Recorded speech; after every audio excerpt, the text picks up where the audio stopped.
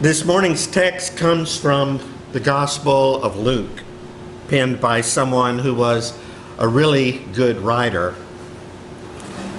Luke's Gospel was so good that he wrote a sequel called the Acts of the Apostles, or the Book of Acts as it's known by some folks.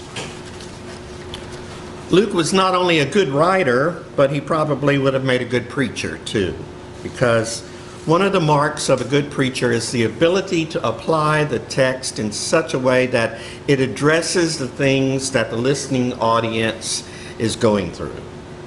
Luke seemed to be pretty good at that. He wrote to people who were living a generation after the crucifixion of Jesus, folks who were undergoing persecution from the Roman Empire for their belief that Jesus was the Messiah.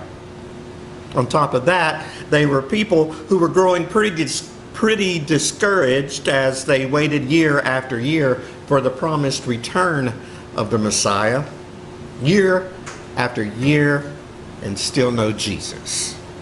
This is the audience to whom Luke wrote. And so he offers up one of Jesus's parables. And just to make sure his readers understood the point he was trying to make, he prefaces it with the words, Jesus told the disciples a parable on the necessity of praying always and not losing heart. Then he shares a story, which honestly says nothing about praying. And without his cue at the beginning, we probably wouldn't have ever suspected that it was a parable about prayer.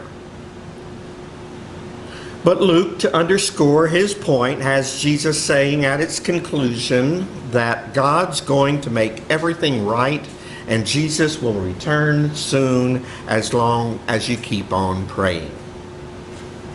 You may have heard sermons about this parable, which went something like this.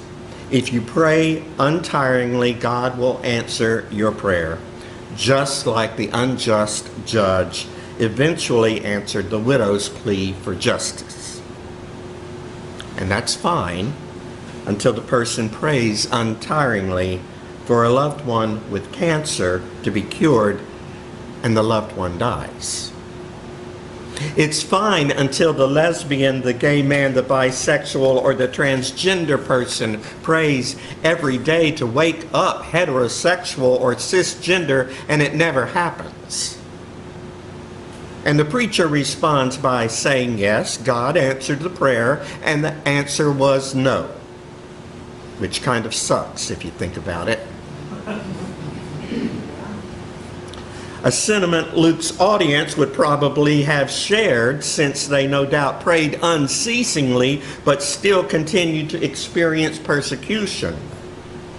And despite their outpouring of prayers, they would go to their graves without having witnessed the promised return of Jesus.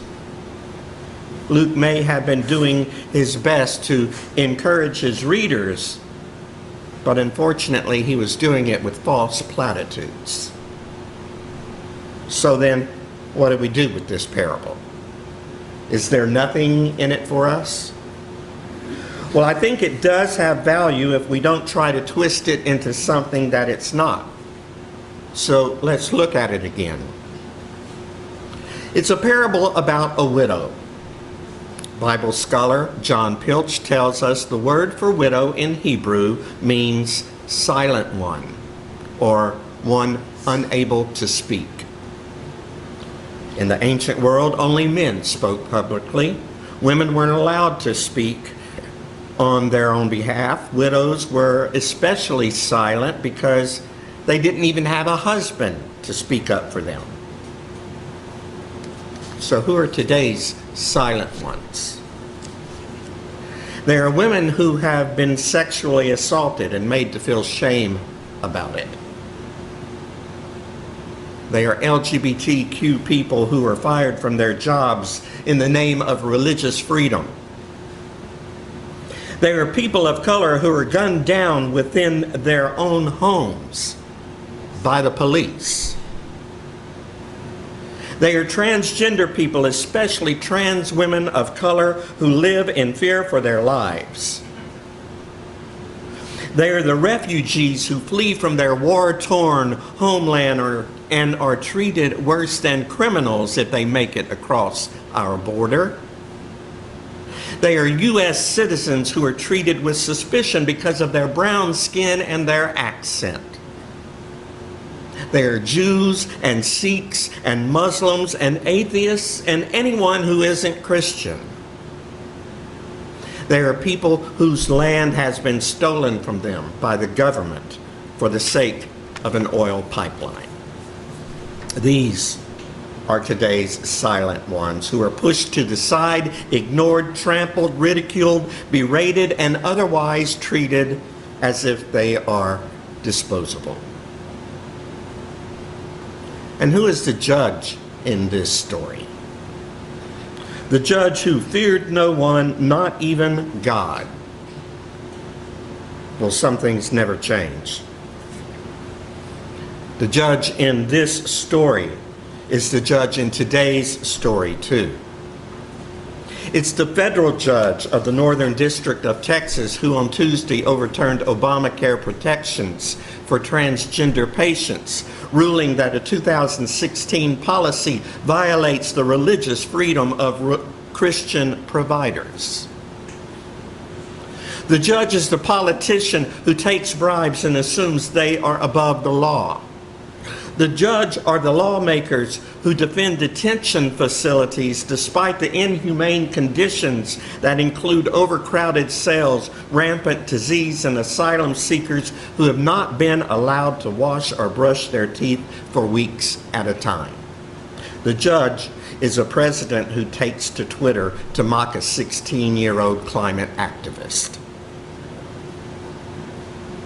When this morning's reading describes the judge as someone who feared no one, not even God, that is still pretty much the same description of a great many current politicians. But in this parable, the widow acts out of character. She isn't silent at all. She breaks the rules. She is relentless in her demand for justice. The judge tried ignoring her, but that didn't work. She continued to berate him. I imagine him ridiculing her in the town square, the first century equivalent of Twitter. But still she continues to plead for justice. What finally moves the judge is not her persistence, but rather that literally translated, she will end up giving me a black eye. The judge appears to fear for his life, and so he relents.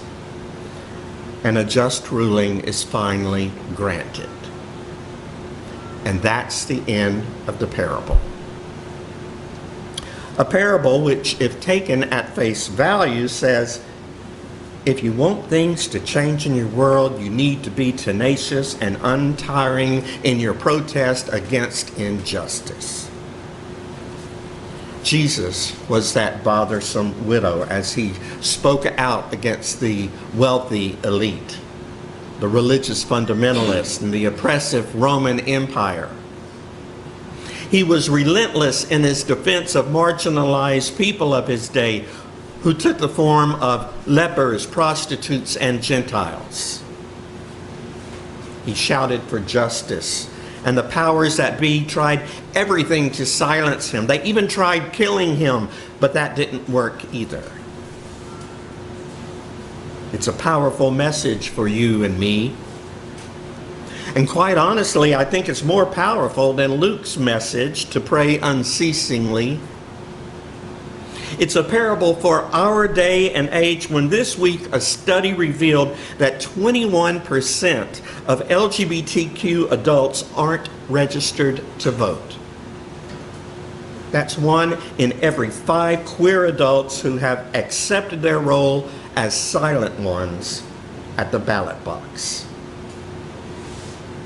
It comes ahead of a high-stakes election in which civil rights protections for LGBTQ people could hang in the balance. And it's critical that we speak out with our votes, not only on our own behalf, but also on the behalf of millions of silent ones in our world. It's critical that we are relentless in our demand for justice. It's critical because lives depend on it. Borrowing from an AIDS slogan, silence equals death. I believe in prayer. I believe in relentlessly praying for the courage to make a difference, for the eyes to see the suffering of the silent ones in our world, and for the same passion for justice that Jesus had. That's what I pray for. I don't pray for God to wave a magic wand over the land. Instead, my prayer is that God will use me as an agent of change in our world. May we, the church, be the change that the silent ones in our world are looking for.